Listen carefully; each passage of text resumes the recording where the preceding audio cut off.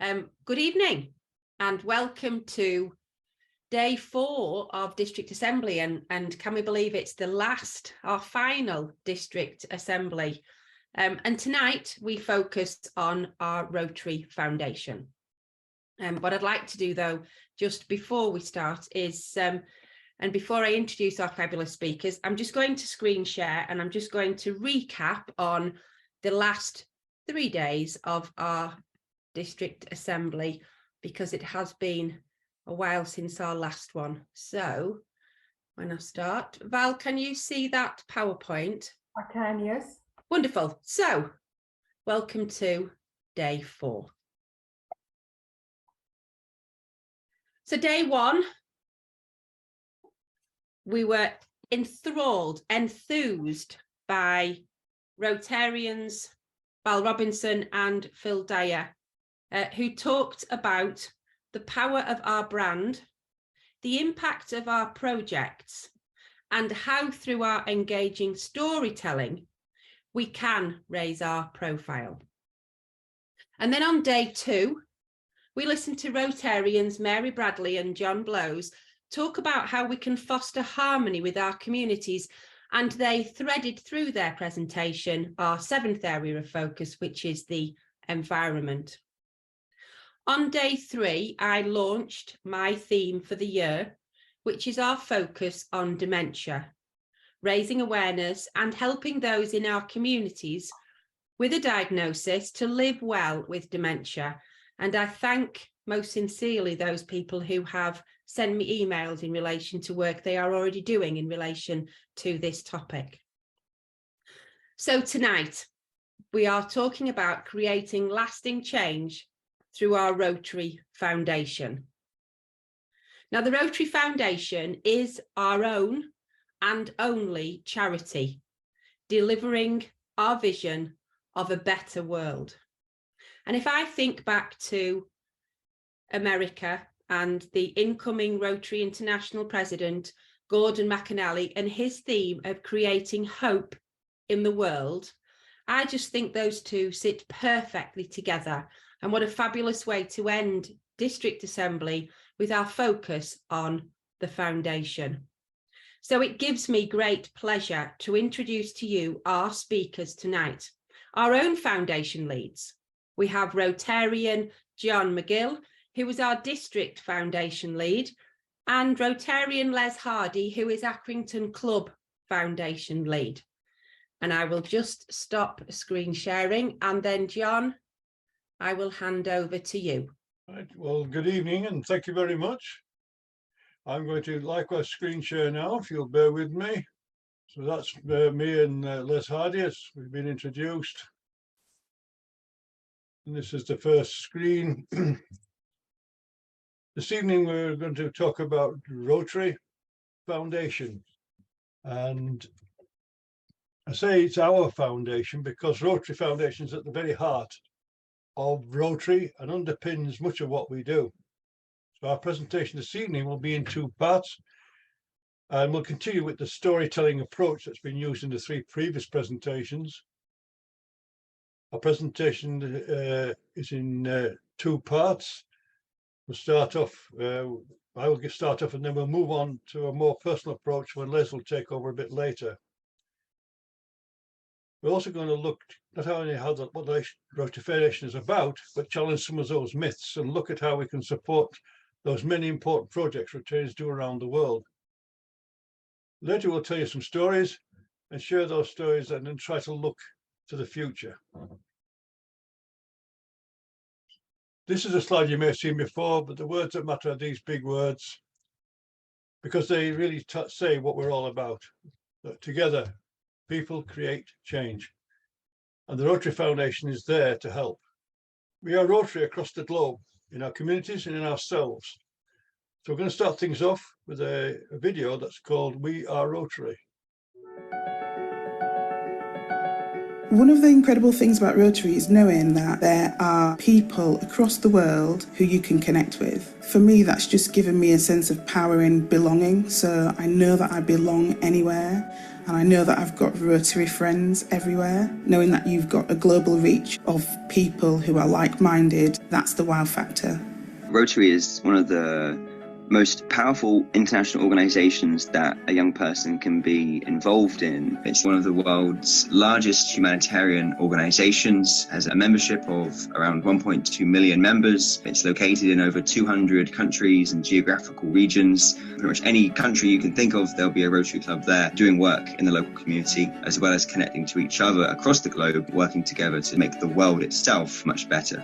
As Rotarians, being able to do things like start projects that have global impact. And I always talk to people about End Polio Now, because we wouldn't be where we are today in terms of polio in this world without Rotarians starting a project.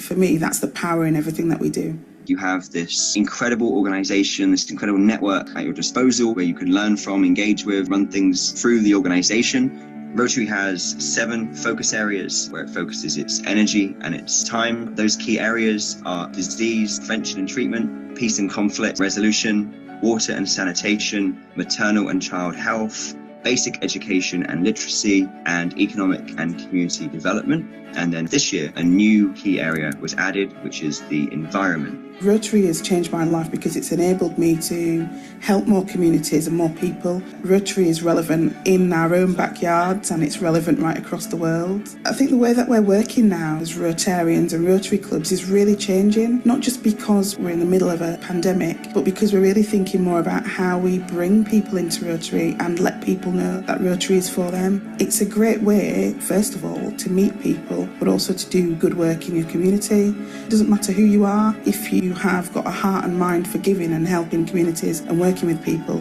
Yes, Rotary is for you. That's what Rotary is. So yes, it's for everybody.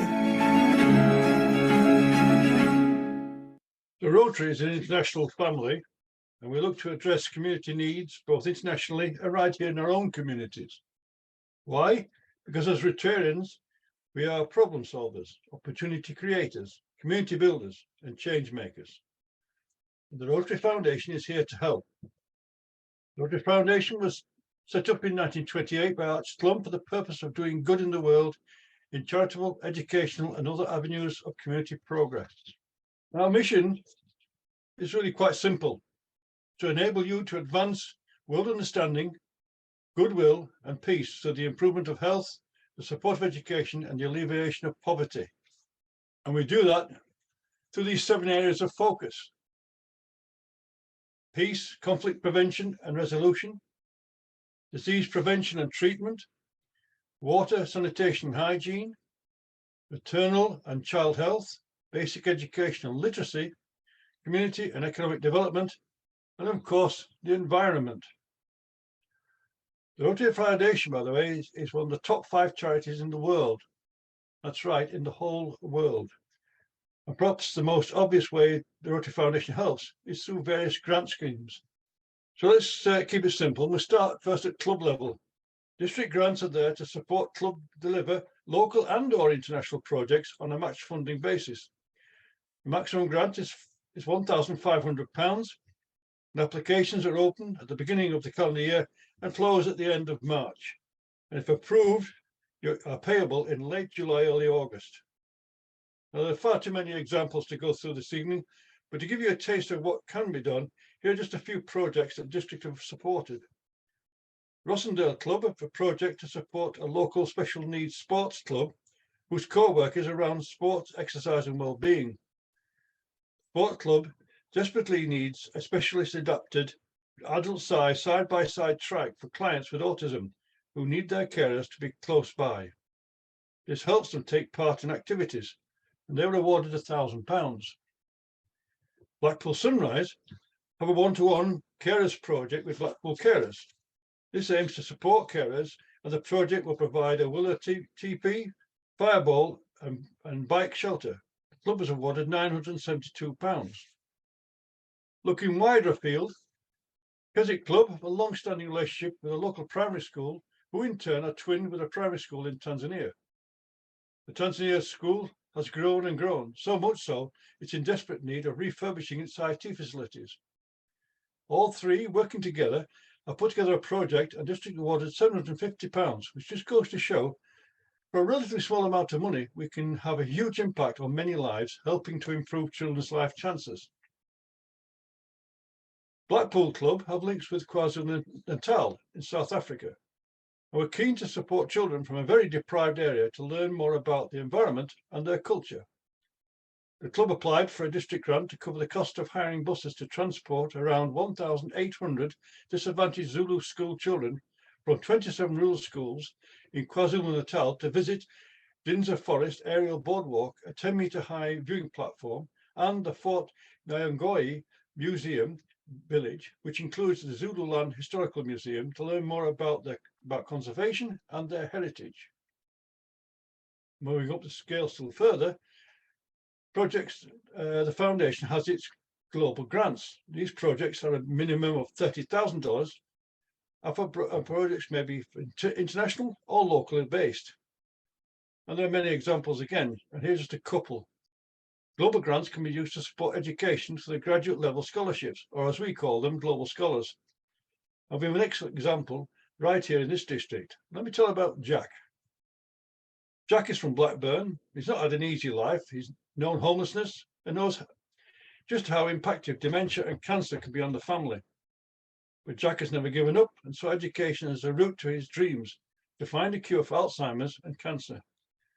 So much so, now he's a student at the University of Central Lancashire working on a PhD.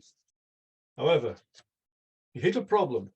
To complete his studies, he needs to do fieldwork in Cairo in Egypt. And you might say, why Egypt? Well, many cures and treatments come from nature, and it's been discovered that the algae that's on sea sponges has proved useful in some treatments, and Egypt is the best location. Working with the university, the Cairo Institute, University of Cairo, and our district, Jack applied for a Global Scholar Grant. Not a straightforward process. There were many hurdles to cross, including different types of visas to get, security clearance from Egypt government, which took over 5 months, to mention just a couple of things. Eventually, he was successful, and he's getting the grant, and he flies out to Cairo tomorrow morning, start 9 months of research work. Thanks to Rotarians like you, this young man's prospects for a greater career are taking a huge leap forward. And who knows, through your generosity, Jack may just find that cure for Alzheimer's and cancer. So good luck to Jack. Some of you may remember the old GSC teams. Our last one was in 2013. Well, global grants can also support the new VTTs, or vocational training teams, which support specialists to travel and expand their knowledge and experience and pass on good practice. Then moving up still further to really big projects, Rotary's got what's called the projects of scale. That's projects worth 2 million or more plus match funding. The Rotary Foundation created programs of scale to support Rotary member-led evidence-based programs that have already demonstrated success. Scaling proven programs will benefit more people and foster policy development of sustainable programs. An example of this is what's called the Together for Healthy Families in Nigeria, fostering the health of mothers and newborns program, which is working to reduce maternal and neonatal mortality rate by improving health-seeking behaviour and quality care for pregnant women, mothers and newborns in Nigeria.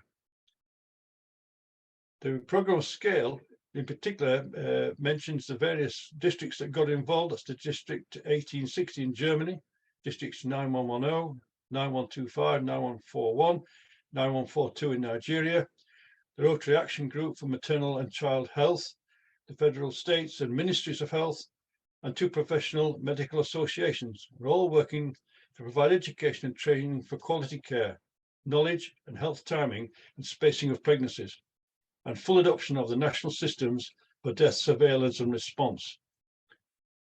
And of course, it would be remiss of me not to mention polio. Nearly 40 years ago, the work with partners included the World Health Organization and UNESCO, and obviously Bill and Melinda Gates Foundation, to deliver our promise to children of this world to rid the earth of this terrible disease. And we are very close. But it's not just max vaccination. As important as that is, we all know prevention is better than cure. So that's why Rotary invests heavily in surveillance and testing. You may recall it was that surveillance that found polio virus in the London sewage system. So please keep supporting the End Polio Now campaign. Remember that with the Bill and Melinda Gates contribution, £1 turns into £3. In other words, every time you donate £1, your donation vaccinates about 6 children. Probably the best investment you'll ever make. There are 678,290,000-ish children under 5 around the world. But what's so important about being 5?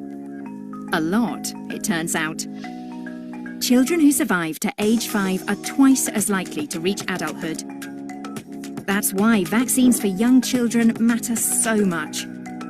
In the last 40 years, global public health infrastructure has reached children here, and even here. Impressive, right? But 12.5 million children in the world are still totally unvaccinated. They're called zero-dose children. Some of these kids are hard to reach because they're living in conflict zones or remote villages. But some aren't that far away, living in dense low-income urban centres. Essentially, they could be anywhere. Can we really find them? Absolutely. India proved it could be done. In 2009, nearly a third of Indian children under 2 years old were zero-dose children. That year alone, there were 741 reported cases of polio, more than any other country in the world. But with just 1 year of vaccination campaigns that included special strategies to reach zero-dose children, they reduced that number to 42 cases. But how? Well, in some places, vaccinators look for families at bus and train stations.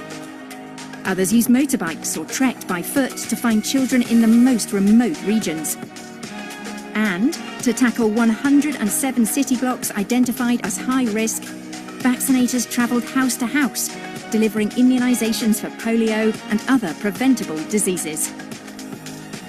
Doing this required 4 million vaccine carriers, 5 million vaccinators, 344 million children vaccinated, and 450 million doses of polio vaccine. See? It can be done, and the results are worth it. Let's make sure all children grow up healthy and vaccinated against preventable diseases, and ensure that zero-dose children are a thing of the past.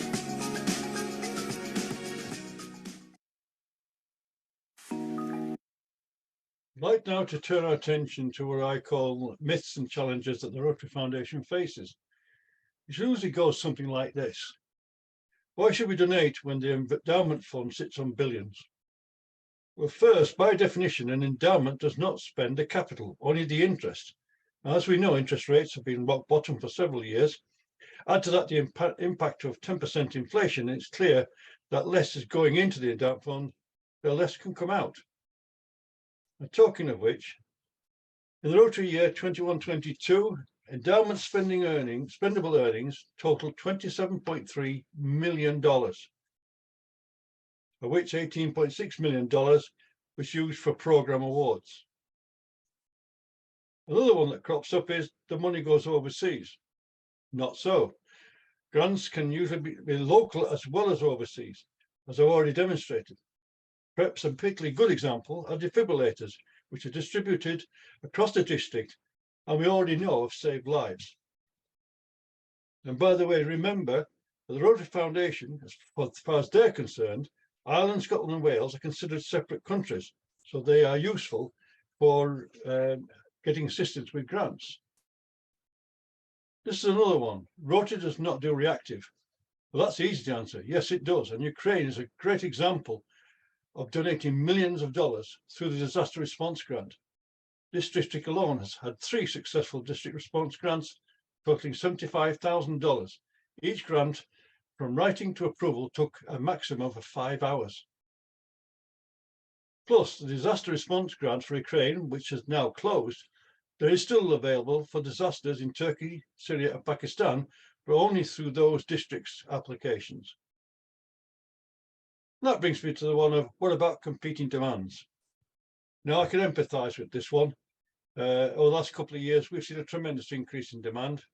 I too see those TV appeals for clean water, shelter for disaster areas, etc. And yes, I've reached for the phone and sent a text donation. But what I did was sit down one day, look at my budget, and decided to become a sustaining member, setting up a direct debit for £10 a month. That also left me a little left to make donations as the need arises.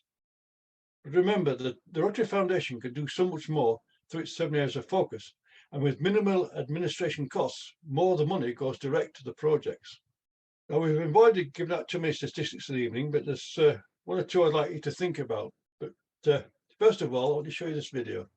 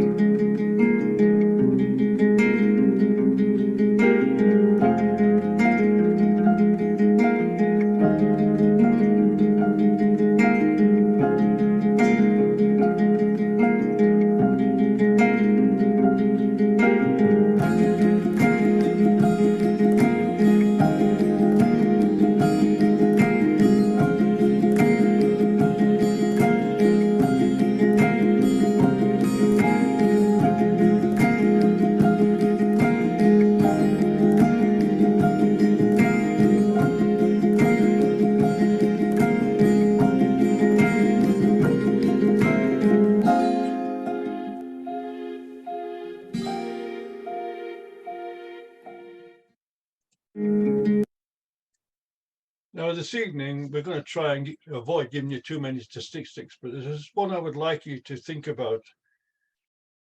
In the Rotary year 21-22, the Rotary Foundation raised more than $434 million. That's about £350 million to support over 2,000 projects that spur positive and lasting change. The Rotary Foundation depends mostly on returns for its income, which it uses to do good in the world.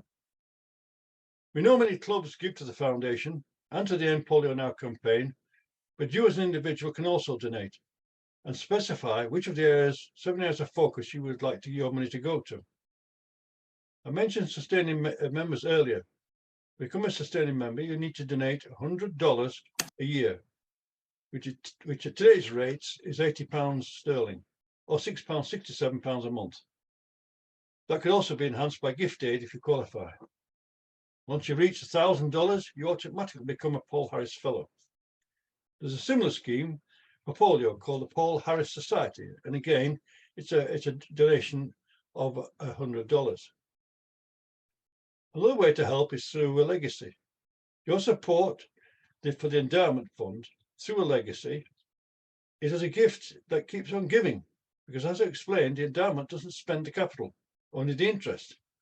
So long after you've gone, your donation will go on in perpetuity, doing good in the world. And what about that for a legacy to leave the world?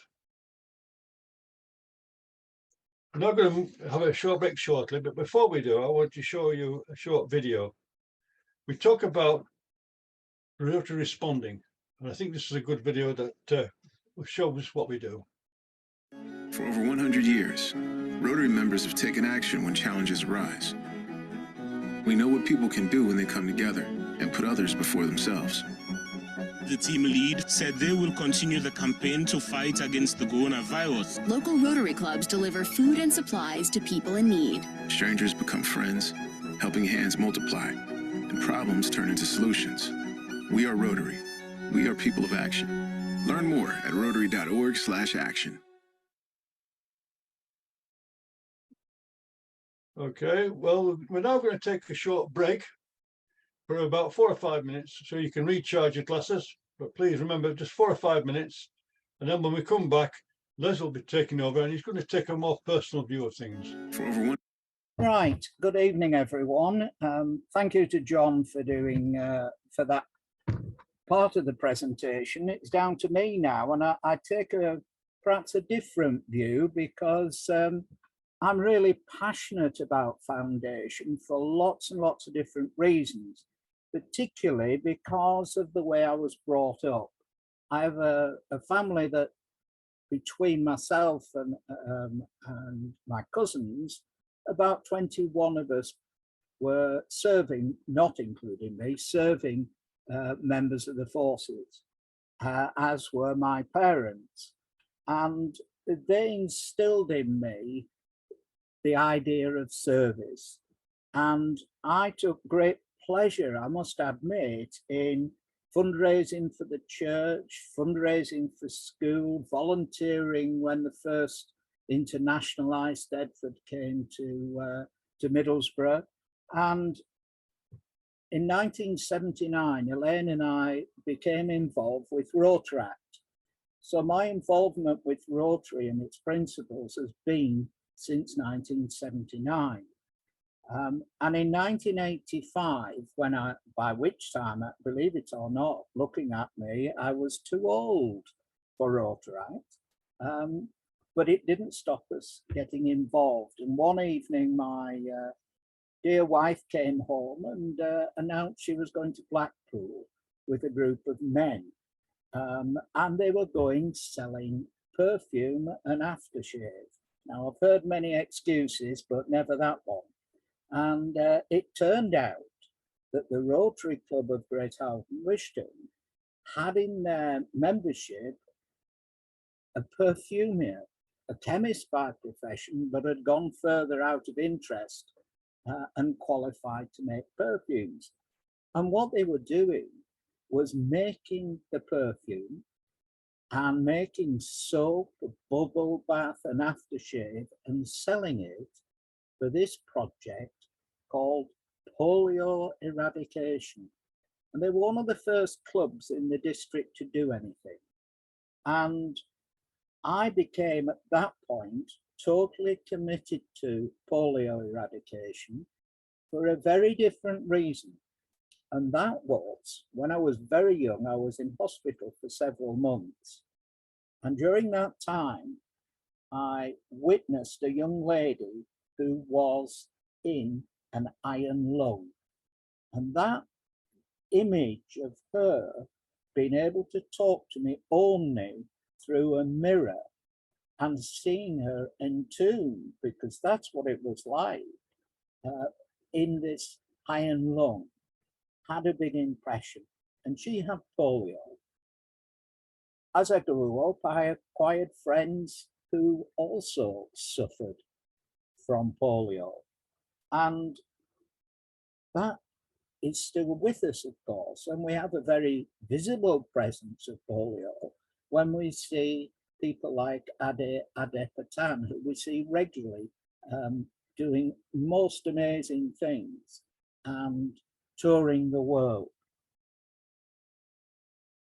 The thing that struck me most about all this work that Rotary Club was doing was it was by cooperation and service. Nobody was doing it for glory for themselves. It was cooperation and service. And that really appealed to me. And I joined that club in 1989 and immediately became involved. And I've been involved ever since. Why I got involved in foundation was looking at the achievements of foundation itself. The biggest non-government provider of scholarships in the world, the biggest non-government provider of funds for polio eradication. And now, since 2002, the biggest and only providers of peace centres and peace scholars. And what an impact that has had. 2,500 young people who've gone through the system and are making a difference. And when I say making a difference, I really do mean that. We have people, peace scholars, who are working at the International Court, who are working at Geneva, who are working in the field, doing amazing projects in Colombia. And who else but Rotary was able to stop a civil war in Sri Lanka in order to go in and do vaccination? And who got into Myanmar when the first lot of floods happened? Rotary. And when my brother married, he married a young lady who was on the aircraft carrier dealing with the tsunami in Indonesia. He works for the World Health Organization. She works alongside him at times, but as an epidemiologist for the Centre of Disease Control. And I've heard stories of what they get up to going out and doing the surveillance for Rotary and polio. And they always mention wherever you go that Rotary is there on the ground, cooperatively doing things. And that's what makes me particularly keen to increase donations and to take on the myth that John's mentioned. So many of the things that he showed in the videos made me really convinced that foundation is worthwhile. I had a conversation with well, I'll call him a gentleman out of courtesy, when I was an assistant governor. And I'd said many of these things, and he interrupted me and he said, "Excuse me, I joined a gentleman's lunchtime club." And I think I upset him a little bit because I said to him, "How interesting. I joined Rotary International, an organization that looks to do good across the world." And that's how I see it. And therefore, why do I give money to foundation when there are alternatives? Well, very simply this. It's all very well talking about programs of scale and so on, but ultimately, this is all about helping people, individuals on the ground. There are billions of people who are living on less than $2 a day. In Malawi, it's 95%. In Ethiopia, it's 87%. And you can go like that all the way through Africa. Some phenomenal percentages of people in Africa live below the poverty line. And when I say the poverty line, what am I talking about? I'm talking about $2 a day. And that is quite frightening. And the only way we'll tackle that, in my mind, is to have a combination of projects that are funded in the way that foundation works, by tackling the small and tackling the large. And I particularly like the direct approach through Rotary clubs, because it allows us to know where the money is going. It allows us to work with people who know. Too many charities have phenomenal expenses and overheads and overpay their operatives. Here, we get right to the people who need it. And that's what appeals to me. And to be honest, I have never found the issue that John mentioned before of finance. It's a question of this, and I will show you something that many of you might remember.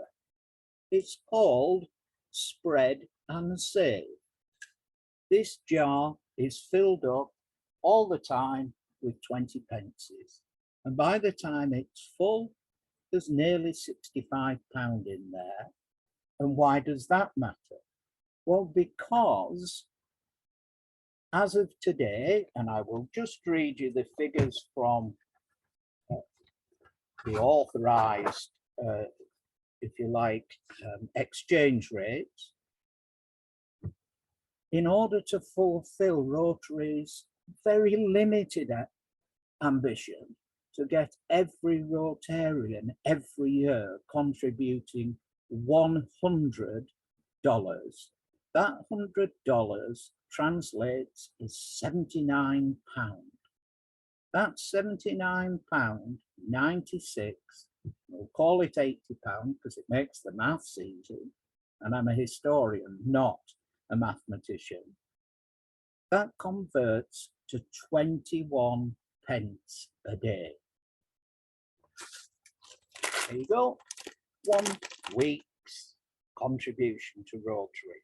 A bag of licorice all sorts. Are people really going to say, I can't afford that? How much do you pay for a pint? And that's what drives me, that for small amounts of money, we can make a difference. And if we do it through foundation, we also are able to get money from the government, another 25% with gift aid. When you add together what I'm saying, the inspiration from clubs, from those projects that John has been talking about, and I'll just give you a couple more examples. Shani, bright girl who goes to school in a slum area of Nairobi, of all places. They introduce STEM education. Absolutely brilliant. I have no problem with that. Science, technology, engineering and maths at government level. Problem is, as the members of Upper Eden Rotary found out, that what they were doing, fantastic in principle, but no facilities. And then that Rotary Club got together and raised the £4,500 necessary to equip the school with a proper laboratory, and into the bargain, having found it a dilapidated room to work in, did the room up, and the local Rotary Club in Nairobi came and helped them. What a fantastic combination of people and brand, directed to a specific purpose. And I also remember doing work for Joe Horman, which many of you, I'm sure, will remember, making artificial limbs for those who were disabled as a direct result of polio. Well, Arjun, from one of the many towns and villages in India, suffered from club foot, and 4,000 miles away, Blackpool Rotary got involved and set up what Arch Clump in 1917 talked about, a project that was sustainable and continuous.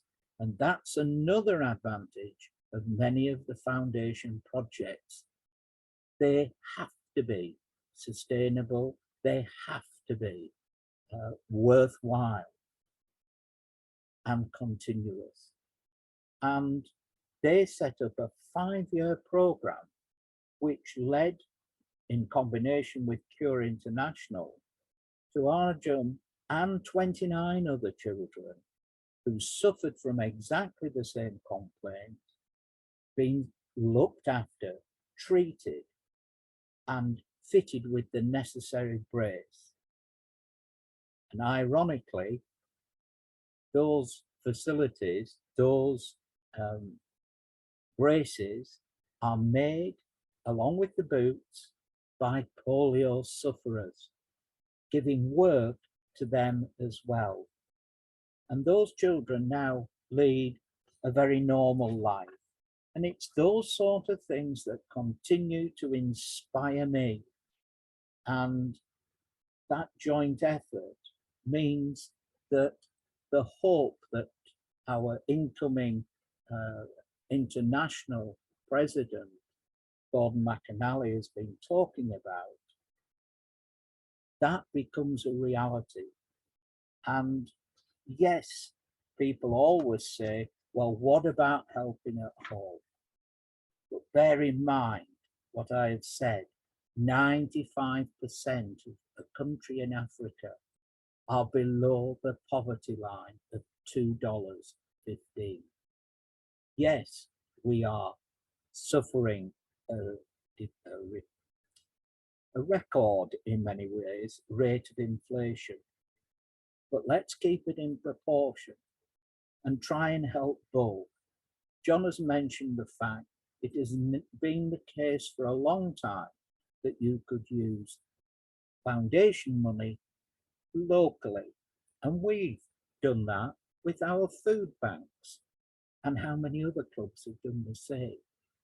But we still have that international badge which says Rotary International, and it means working together.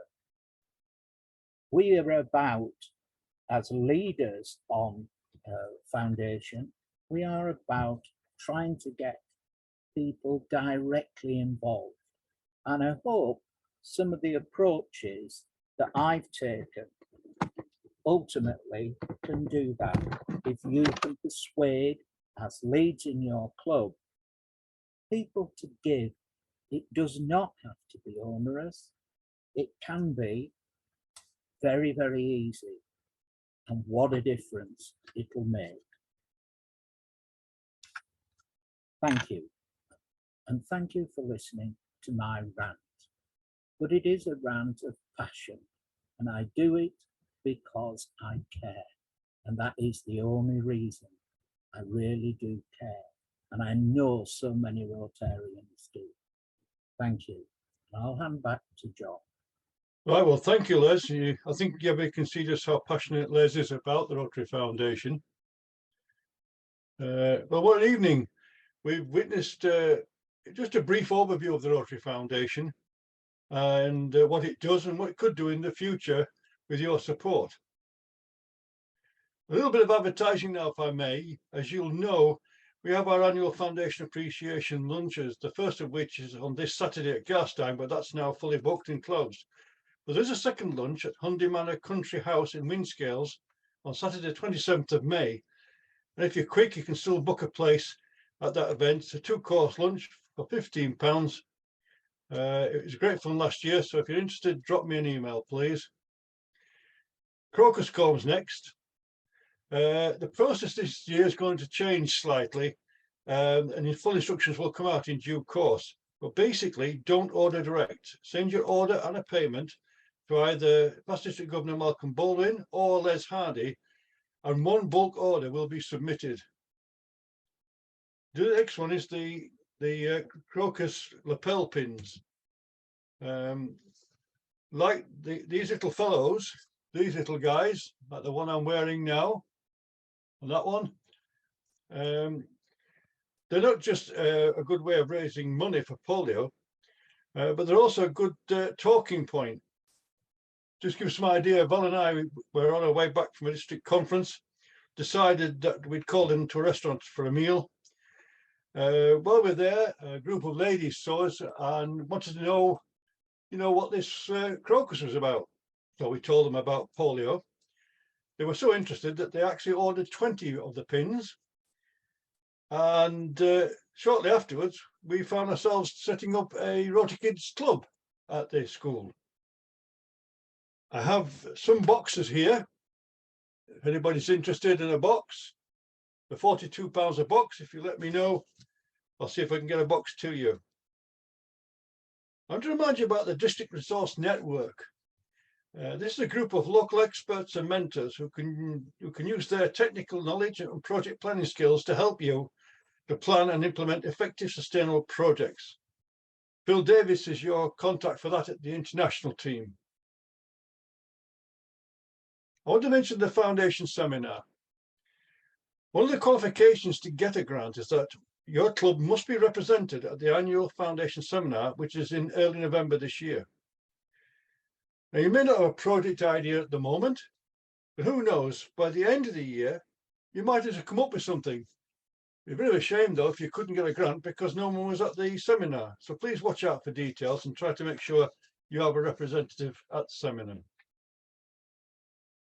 Now I'd like to address another issue of hiding our light under a bush, as they say. And this is also an area which sometimes I find difficult as well.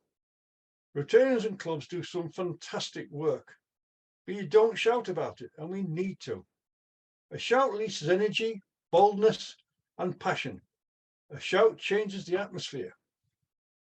The world is full of problems we as Rotarians want to see solved, for example, poverty and the environment, etc. But the gap between the world today and the one we want to see tomorrow is difficult to bridge if we act in silence. Now, you'll have heard this quote before by Paul Harris in 1985. This is a changing world. We must be prepared to change with it. The story of Rotary will have to be written over and over again. Please put your great projects on Rotary Club Central, and in particular on Showcase, so everyone can share that project. And who knows, you might even well inspire someone and inspire that change that some clubs desperately want. Get your stories into the Norwest Magazine and Rotary Magazine, use local press and the increasing range of local and charity radios. And as for the future, as I said, we get out what we put in, quite literally. I don't know another charity that gives you money back to plough back into even more events and projects. The endowment fund means that long after we've all gone, the Rotary Foundation will be doing good in the world because of people like you. This year has proved, this year we've just approved 7 more grants. And I've got one more video I'd like to show you. Just give me a second to share and I'll get it up for you.